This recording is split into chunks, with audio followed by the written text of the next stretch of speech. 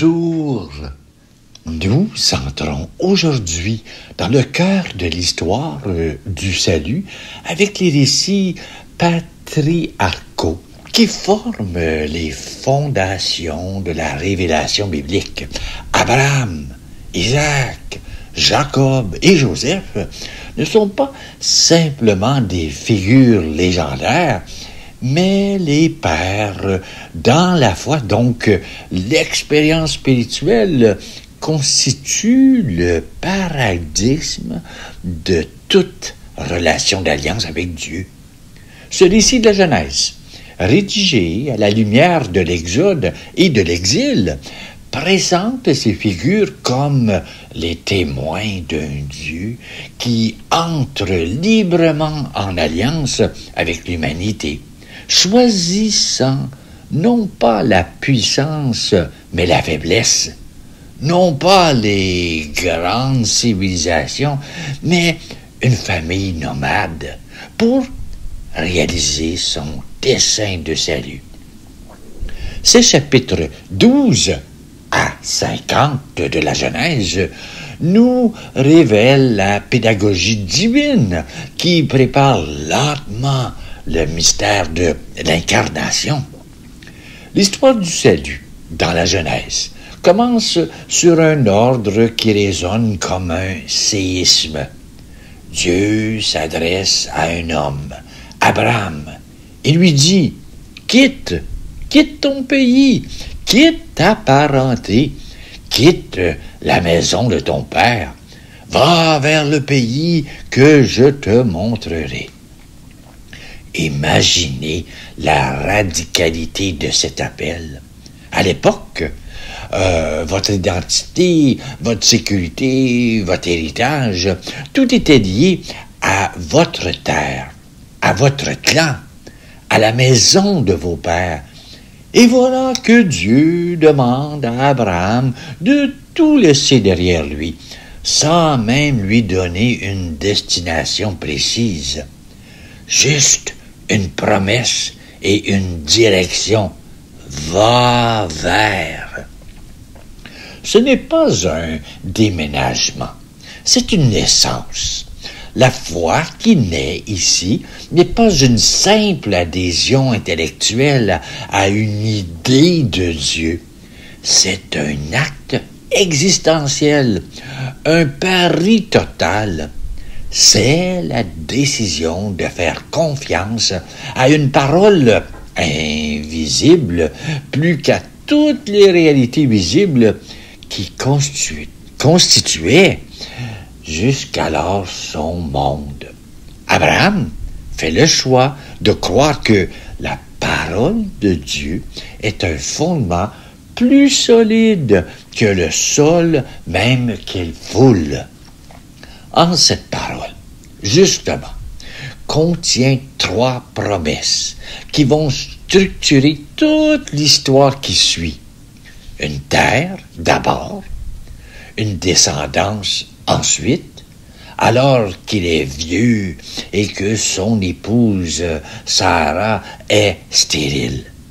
Et enfin, une bénédiction qui, par lui, s'étendra à toutes les nations de la terre. Le projet de Dieu se révèle dès le début. Il n'est pas égoïste, il est universel. Le salut d'un seul homme doit devenir le salut du monde. Mais le sommet de cette voie, son accomplissement, le plus déchirant, nous le trouvons bien des années plus tard sur le mont Moria. Abraham a maintenant un fils, Isaac, l'enfant du miracle, le fils de la promesse, et Dieu lui demande de lui offrir en sacrifice. Le texte est terrible. Il ne cherche pas à adoucir le choc. Après avoir tout quitté, Abraham est appelé à tout perdre, à sanctifier l'enfant qui incarne la promesse elle-même. comment la promesse d'une descendance peut-elle tenir si l'unique héritier doit mourir? C'est ici que la foi d'Abraham atteint son paroxysme. Elle n'est plus seulement une confiance pour partir vers l'inconnu. Elle devient une confiance pour faire confiance contre toute espérance humaine. Il monte vers la montagne, croyant, selon les mots de l'Épître aux Hébreux, que Dieu est capable de ressusciter les morts. Et dans ce geste suspendu, où le couteau est levé, les traditions chrétiennes voient une préfiguration bouleversante. Isaac, le fils unique, portant le bois de son propre sacrifice, monte la colline. Abraham, le père, n'épargne pas son fils bien-aimé. Dans ce récit, nous entendons comme un écho lointain, une ombre portée d'un autre père qui, lui, n'arrêtera pas le couteau, mais donnera son fils unique pour le salut du monde. L'appel d'Abraham nous révèle ainsi l'essence de la foi. Une réponse radicale, un départ, un lâcher-prise qui trouve son ultime expression non pas dans la compréhension, mais dans l'abandon confiant entre les mains de celui qui promet. Après l'appel de la réponse de la foi, le récit biblique plonge au cœur de la relation entre Dieu et Abraham, l'alliance.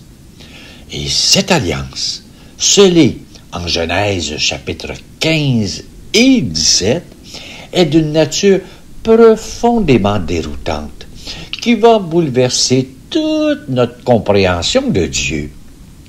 Dans le monde antique, une alliance était un contrat entre deux parties, souvent de puissance comparable.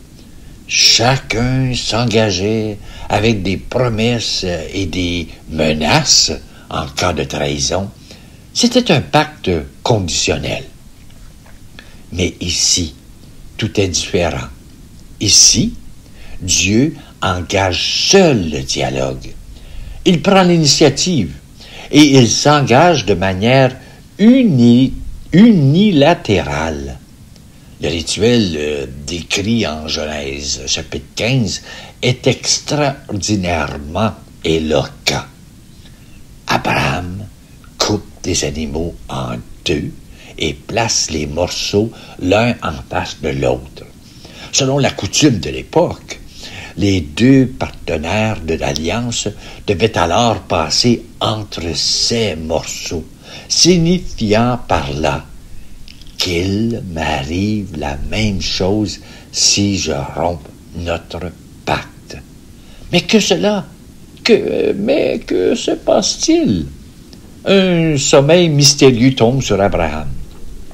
Et c'est Dieu seul, symbolisé par un feu, qui passe entre les animaux.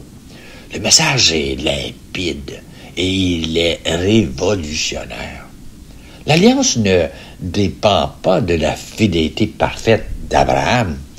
Elle repose tout entière sur la fidélité de Dieu. C'est une promesse gratuite, un engagement que Dieu prend envers lui-même. En signe de cette apparence, appartenance, Dieu donne un commandement, la circoncision.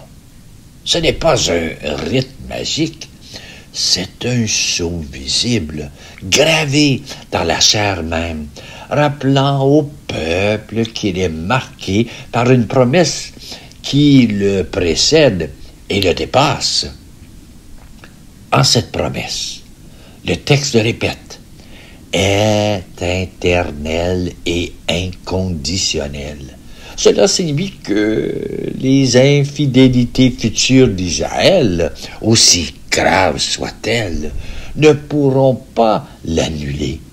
le lien ne sera pas brisé, car il ne tient pas à la capacité de l'homme à être parfait, mais à la constance de Dieu à rester fidèle. L'alliance peut être foulée aux pieds, elle peut être oubliée, mais elle ne peut pas être révoquée. Sur ce fondement-là, l'alliance de la promesse faite à Abraham, que saint Paul, des siècles plus tard, va bâtir un argument décisif.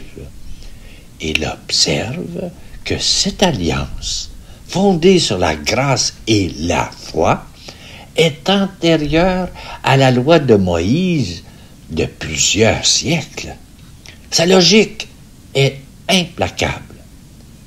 La loi, venue après, ne peut pas annuler la promesse qui fut première. Et si le salut vient de la promesse et de la foi, bien avant la loi, alors il est ouvert à tous ceux qui croient, qu'ils soient juifs ou païens.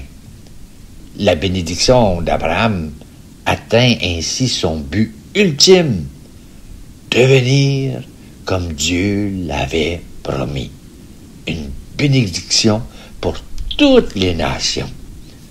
L'alliance n'est plus un privilège ethnique, elle est un héritage universel, offert à la même foi qui fit partir Abraham vers l'inconnu.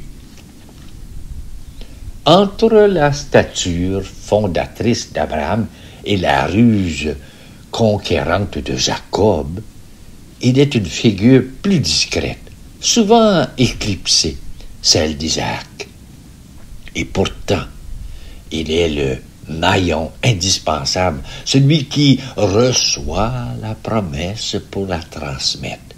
Sans lui, le fil se brise. L'histoire d'Isaac nous montre comment la promesse survit, non par la force humaine, mais par la providence divine. On le voit dans le récit fondateur de son sacrifice, où il monte, silencieux, portant le bois de son propre holocauste. Et c'est Dieu qui, au dernier moment, arrête la main de son Père. La promesse ne sera pas perpétuée par un acte de mort, mais préservée par un geste de grâce.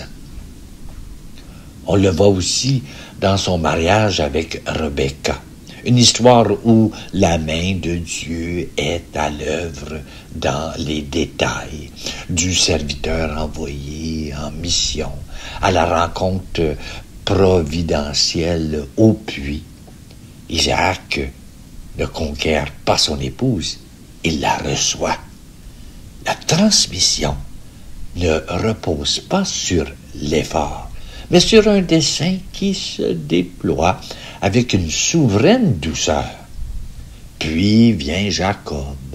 Jacob, le supplanteur, né la main agrippée au talon de son frère Jacob, l'homme de la ruse, qui obtient le droit d'aînesse pour un plat de lentilles et la bénédiction paternelle par une tromperie. Rien en lui ne méritait un choix divin. Son élection est un scandale, un pur acte de grâce, qui nous révèle que Dieu choisit souvent, non pas à cause de nos qualités, mais en dépit de nos faiblesses. Et cette grâce va le transformer. La nuit décisive au lieu augué de Yabok. Là, seul aux prises avec un inconnu dans l'obscurité, Jacob lutte. Cette lutte, corps à corps, avec le divin, est bien plus qu'un épisode personnel. Elle est le symbole de toute l'histoire d'Israël. Cette histoire d'un peuple qui ne cesse de lutter avec son Dieu dans la nuit des doutes, des épreuves et des interrogations. Au petit matin, n'en pouvant plus, l'être mystérieux le frappe au creux de la hanche, le marquant d'une blessure qui le rendra boiteux à jamais. Mais dans ce combat, Jacob refuse de lâcher prise. Il exige une bénédiction et il l'obtient.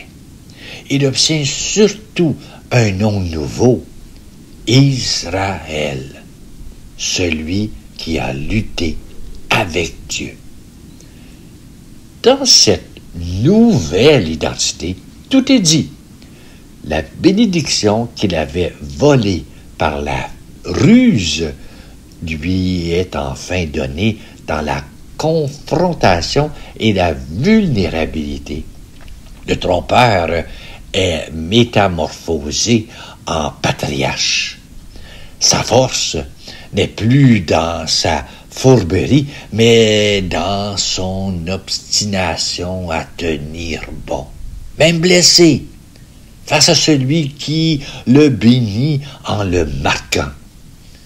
La promesse passe ainsi, non par des héros parfaits, mais par des hommes transformés au prix d'une lutte sainte. Et l'histoire de Joseph, qui conclut le livre de la Genèse, est bien plus qu'un récit au rebondissement captivant. C'est une méditation profonde, une théologie mise en récit qui nous dévoile les mystères de la providence divine. Imaginez le parcours. Jeune homme, haï par ses frères, vendu comme esclave, jeté en prison sur une fausse accusation, puis, par un renversement spectaculaire, élevé au sommet du pouvoir en Égypte. Chaque étape semble être un échec, une injustice, une tragédie.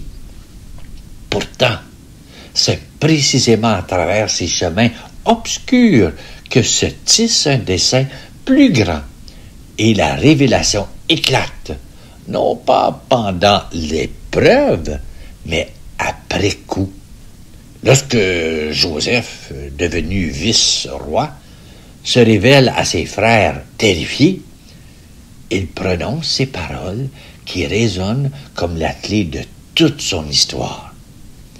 Vous aviez médité du mal contre moi. Dieu l'a changé en bien. Voilà le cœur du message. Le mal réel du péché des frères, la trahison, n'est pas nié, mais il est mystérieusement retourné, déjoué, comme si Dieu œuvrait à la racine même du mal pour en tirer un bien plus grand. La jalousie humaine devient l'instrument du salut, puisqu'elle conduit Joseph en Égypte pour y préparer la survie de sa famille. C'est là que nous touchons du doigt un mystère central. Dieu n'est pas l'auteur du mal, mais dans sa souveraine maîtrise, il peut le faire servir à son projet de salut. Et cette logique divine culmine dans un acte humain, le pardon. La réconciliation entre Joseph et ses frères n'est pas une simple trêve familiale, elle est une préfiguration bouleversante du pardon chrétien. Un pardon qui, loin d'ignorer la faute, la regarde en face et choisit de la transcender par la grâce. Enfin, dans une dernière perspective, la descente de la famille de Jacob en Égypte, qui semble un exil, s'avère en réalité la préparation du grand drame de la libération. L'Égypte, lieu de refuge, deviendra la maison de l'esclave. Et de cette oppression même va naître l'Exode, l'événement fondateur où Israël deviendra un peuple. Ainsi, le récit de Joseph nous l'enseigne. Les détours les plus obscurs de nos vies peuvent être les chemins cachés par lesquels Dieu prépare notre libération. Si l'on s'imagine parfois que l'histoire du salut se déroule dans un monde éthéré, peuplé de figures impeccables, une lecture même rapide des récits patriarcaux nous ramène à une réalité bien plus riche et bien plus vraie. L'alliance de Dieu avec les hommes ne se négocie pas dans l'abstraction, dans le ciel des idées pures. Elle prend racine dans la terre fragile et parfois même boueuse de la vie familiale. Regardez, tout y passe. Les désirs d'enfant et l'égoïsme de la stérilité. Oh, pardon, l'angoisse de la stérilité. Les mariages négociés, les amours et les préférences qui divisent, les rivalités entre épouses, les jalousies tenaces entre frères, les conflits d'héritage. Ce sont les réalités universelles et concrètes qui forment la trame de ces récits. Et au cours de cette trame, ce sont très souvent les femmes qui, de manière active et parfois inattendue, font avancer l'histoire de la promesse.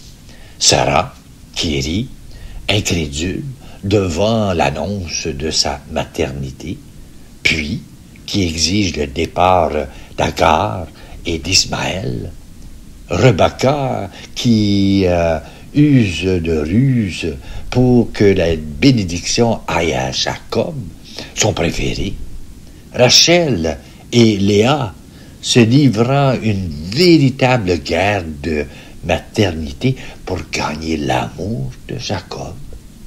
Leur foi n'est pas toujours paisible. Elle est incarnée, passionnée, pleine d'initiative et de calcul. La promesse divine n'écrase pas leur liberté. Elle s'en sert. Elle s'y accommode. C'est peut-être la façon la plus frappante de ces cycles familiaux. Les tensions, les tromperies, les faiblesses humaines ne sont pas présentées comme des obstacles insurmontables pour le plan de Dieu. Au contraire, elles en deviennent le théâtre. La grâce divine ne suit pas une ligne droite et pure, elle serpente avec une souveraine habileté à travers les méandres de nos choix, de nos erreurs et de nos lâchetés. Elle ne nous demande pas d'être parfait pour agir, mais elle accepte de se frayer un chemin à travers nos fragilités même. Le Dieu de l'Alliance est un Dieu de concret qui écrit son histoire de salut avec l'encre de nos vies réelles, transformant nos histoires de famille dans toute leur complexité en une seule et grande histoire. L'ombre portée d'Abraham est immense. Et elle s'étend bien au-delà de la Genèse, dans le Nouveau Testament.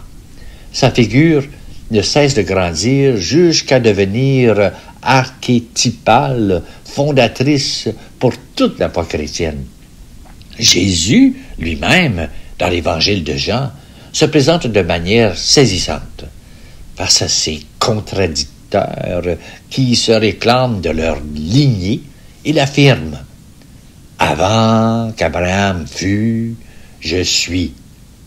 Puis, il évoque ce qui semble être son espérance la plus profonde. « Abraham, votre père, a tressailli d'allégresse dans l'espérance de voir mon jour. Il l'a vu et il a été dans la joie. » Jésus se situe ainsi non comme un simple descendant, mais comme l'accomplissement même de l'attente d'Abraham. Il est ce jour promis vers lequel le regard du patriarche est étendu. L'apôtre Paul, quant à lui, va faire d'Abraham le pivot de sa théologie de la grâce. Dans l'Épître aux Romains, il insiste avec force. Abraham n'a pas été justifié par les œuvres de la loi, qui n'existaient pas encore, mais par sa foi. Cette foi, qui lui a été comptée comme justice, fait de lui le père de tous les croyants. Il est le père des croyants issus du judaïsme, bien sûr, mais aussi, et c'est la révolution paulinienne, le père des croyants venus des nations païennes. La circoncision n'est plus le signe premier. La foi, qui fut première, devient la clé de l'appartenance. Ainsi, la foi d'Abraham n'est plus seulement un récit fondateur, elle devient le modèle de toute réponse humaine à l'appel de Dieu. Une confiance qui précède la compréhension, un acte qui s'en remet à une parole promise. Cette filiation n'est pas qu'une idée, elle est célébrée et vécue. Dans la liturgie eucharistique, au cœur de la prière, nous invoquons le sacrifice de nos pères, d'Abraham, Isaac et Jacob. Par cette invocation, nous reconnaissons que notre autel est enraciné dans leur histoire. Nous affirmons que nous ne venons pas de nulle part, mais que nous sommes des héritiers de cette longue marche commencée dans la foi d'un homme. Enfin, les pères de l'Église n'auront de cesse de contempler dans les gestes des patriarches des préfigurations, des annonces voilées du Christ. Isaac, montant la colline et portant le bois de son propre sacrifice, devient une icône prophétique de Jésus portant sa croix. Joseph, vendu par ses frères pour quelques pièces d'argent et qui, devenu prince, leur offre le salut en retour. Des saints, les traits du Sauveur, trahis puis glorifiés. En Abraham, c'est donc toute l'histoire du salut qui se condense. Un appel, une promesse, une foi qui répond et une postérité qui, en définitive, culmine en la personne du Christ. Ainsi, les récits des patriarches s'achèvent, mais leur écho, lui, ne s'éteint pas et nous dévoile un Dieu qui refuse la solitude des cieux, un Dieu qui choisit de se mêler à notre histoire, de s'engager personnellement intimement dans le tissu parfois déchiré de nos vies familiales. Il impose par son salut dans la précipitation et la force.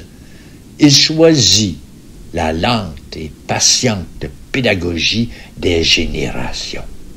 Il chemine avec des pères, des mères, des fils, des frères. C'est à travers cette humanité fragile qu'il prépare pas à pas le salut qu'il destine à l'humanité entière. Et au cœur de cette longue marche, une parole résonne plus fort que toutes les infidélités. Une parole qui est le fondement de tout. Abraham eut foi dans le Seigneur, et le Seigneur estima qu'il était juste. Cette justice, née de la foi, est le secret de cette histoire. C'est le commencement de tout. Mais alors, une question cruciale se pose. Comment cette promesse faite à une famille devient-elle la destinée d'un peuple? Comment Dieu va-t-il transformer cette bénédiction en une libération qui retentira pour tous les temps? C'est l'histoire que nous découvrirons dans notre prochaine rencontre. Moïse et l'Exode. La libération fondatrice. Préparez-vous à vivre le récit le plus puissant de l'Ancien Testament. Nous marcherons avec Moïse depuis le buisson ardent jusqu'aux rives de la mer Rouge. Nous assisterons au choc titanesque entre le Dieu de la promesse et les dieux de l'oppression. Nous entendrons les 10 paroles qui ont changé le monde et nous verrons comment la libération n'est pas une fin, mais le commencement d'une alliance. Alors, à la prochaine leçon, et découvrez comment le Dieu fidèle Abraham devient le libérateur tout-puissant de son peuple. Un autre clip vidéo, leçon 8, qui, je vous le promets, vous fera voir la Pâque, la loi et la liberté avec des yeux entièrement nouveaux. Et voilà. Merci d'être là. Je te souhaite à toi une bonne journée.